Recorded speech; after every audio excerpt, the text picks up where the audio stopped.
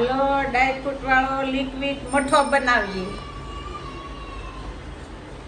આપણું દહીં મસ્તીનું મળી ગયું છે. જુઓ ઢેફા જેવું થઈ ગયું છે. ને આપણે આછા કપડામાં લઈ લઈએ ને પછી ગાંઠ વાળી ને અધે ટીંગાડી દઈએ તો પાણી બધું નીતરી જાય.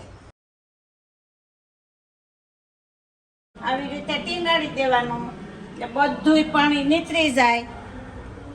5 કલાક રાખવાનું. આપણું દહીં પાણી હાવ નીતરી ગયું છે. જુઓ કોરું થઈ ગયું. કેમ મોડું થઈ ગયું હાવ.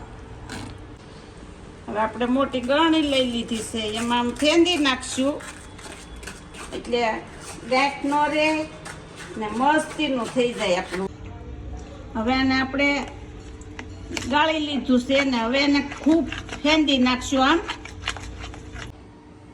ગમે ના હવે આપણે આ જેલી લીધી છે.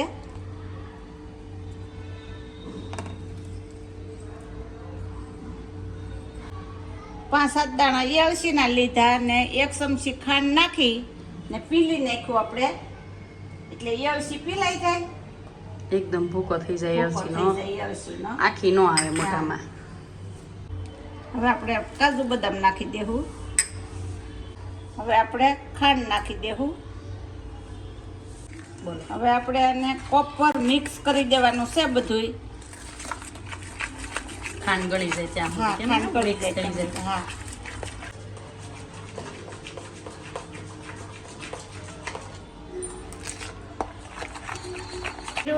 કેવો મોટો બેનો શાક તો બટા